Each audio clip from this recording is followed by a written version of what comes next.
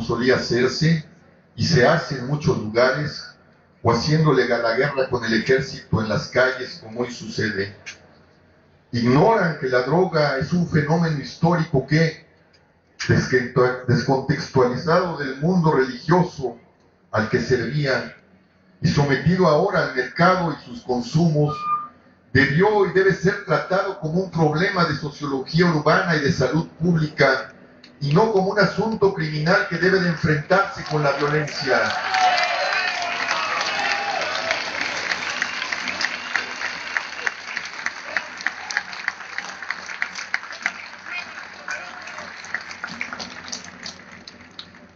Si siguen haciéndolo así, se suma más sufrimiento a una sociedad donde se exalta el éxito, el dinero y el poder como premisas absolutas, y ellos son unos maestros de esa enseñanza que debe conquistarse por cualquier medio y a cualquier precio.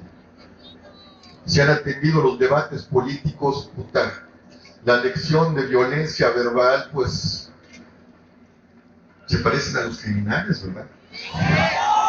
No queremos ya eso, queremos también las candidaturas ciudadanas. Este clima, he dicho, ha sido tierra fértil para el crimen, que se ha convertido en cobros de pisos, secuestros, robos, tráfico de personas y en complejas empresas para delinquir y apropiarse del absurdo modelo económico de tener siempre más a costa de todos. A esto, ya de por sí terrible, se agrega la política norteamericana. Su mercado millonario del consumo de la droga, sus bancos y empresas que lavan dinero con la complicidad de los nuestros, y su industria armamentista, más letal por contundente y expansiva que las drogas, cuyas armas llegan a nuestras tierras, no solo fortalecen el crecimiento de los grupos criminales, sino que también los proveen de una capacidad inmensa de muerte. Los Estados Unidos han diseñado una política de seguridad cuya lógica responde fundamentalmente a sus intereses globales, donde México ha quedado atrapado. ¿Cómo reestructurar esta realidad que nos ha puesto en un estado de emergencia nacional? Un estado de emergencia nacional que debíamos haberlo dicho ya y haber salido a las calles cuando se eximió a estos delincuentes organizados de las muertes de las niñas del ABC. El problema es complejo y es un desafío muy, muy grande, pero México no puede seguir simplificándolo y menos permitir que esto ahonde más sus divisiones internas y nos fracture hasta hacer casi inaudible el latido de nuestros corazones, que es el latido de la nación. Por eso les decimos a los poderes políticos que es urgente que los ciudadanos, los gobiernos de los tres órdenes, los partidos políticos, los campesinos, los obreros, los indios, los académicos, los intelectuales, los científicos, los artistas, las iglesias, los empresarios, las organizaciones civiles, hagamos, como ya se leyó, lo que yo llamo un pacto, es decir, un compromiso fundamental de paz con justicia y dignidad que le permita a la nación rehacer su suelo. Un pacto en el que reconozcamos y asumamos nuestras diversas responsabilidades. Un pacto que le permita a nuestros muchachos, a nuestras muchachas y a nuestros niños recuperar su presente y su futuro, para que dejen de ser las víctimas de esta guerra o el ejército de reserva de la delincuencia. Por ello, es necesario que todos los gobernantes y las fuerzas políticas de este país se den cuenta que están perdiendo la representación de la nación que emana del pueblo, es decir, de los ciudadanos como los que hoy estamos reunidos en el Zócalo de la Ciudad de México y en otros estados de la República. Si no lo hacen y se empeñan en su ceguera, no solo las instituciones quedarán vacías de sentido y de dignidad, sino que las elecciones del 2012 serán las de la ignominia. una ignominia que hará más profunda las fosas en donde, como en Tamaulipas y Durango, están enterrando la vida del país. Estamos pues ante una encrucijada sin salidas fáciles, porque el suelo en el que una nación florece y el tejido en el que su alma se expresa están deshechos.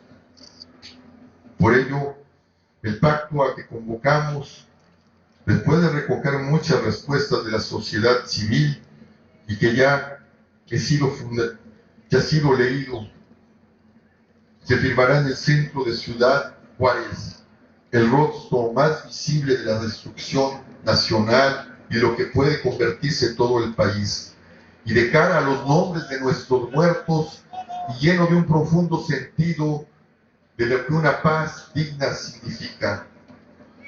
Antes de darlo a conocer, bueno, ya lo dieron a conocer, antes de leer, antes de escuchar al poeta David Huerta leer, yo quisiera que hiciéramos un silencio más de 5 minutos en memoria de nuestros muertos, de la sociedad cercada por la delincuencia y un Estado cooptado y omiso, y como una señal de la unidad y de la dignidad de nuestros corazones, que llama a todos a refundar a la nación.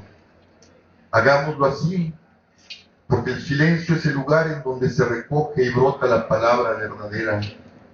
Es la hondura profunda del sentido, es lo que nos hermana en medio de nuestros dolores, es esa tierra interior y común que nadie tiene en propiedad, de la que y del que, si sabemos escuchar, puede nacer la palabra, como la poesía que nos dará David, que permita decir otra vez con dignidad y una paz justa el nombre de nuestra casa, México. Gracias.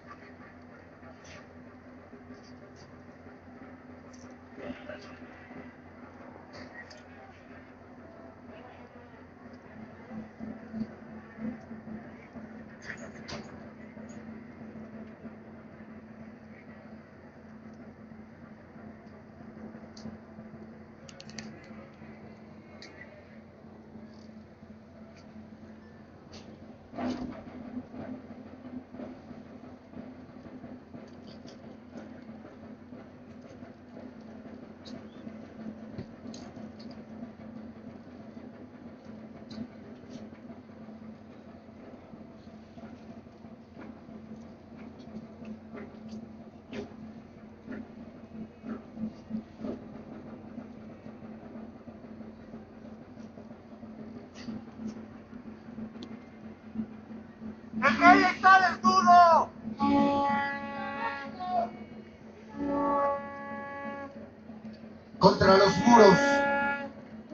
Contra los muros se encienden los nervios. Un cuerpo avanza y otro se dobla, retrocede con una vibración de quemadura y estallido.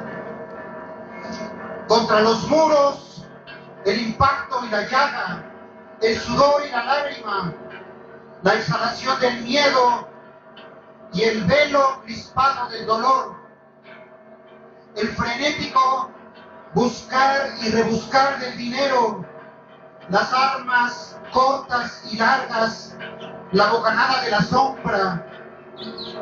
Contra los muros se aprietan los miembros del cuerpo atemorizado y bajo el cielo se alzan los remolinos y las manos se abren y las injurias se diseminan entre la confusión y el vértigo. Contra los muros vuelve a nacer la espiga del sueño. Luego de una larga caminata se construye la serie luminosa de los conocimientos. Los brazos y las piernas adquieren el aspecto de cosas duras y angustiosas, apenas esperanzadas. Las presencias y los objetos fluyen hasta los lugares sagrados, las fuentes frescas, las luces nutritivas. Contra los muros, el recuerdo del fuego maldito en la carne doliente de los niños y la silueta de una muchacha sobre el viento feroz de Samalayuca.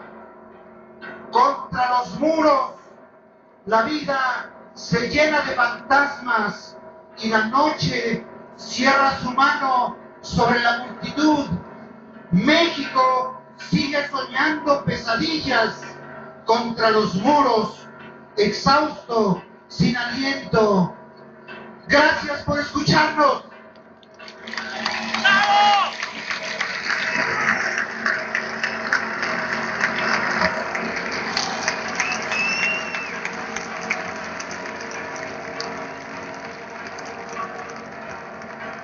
¡Viva México! Menos balas y más poesía. Esto se acababa aquí, pero tenemos cosas que decir. Recordarle a los caravaneros que los autobuses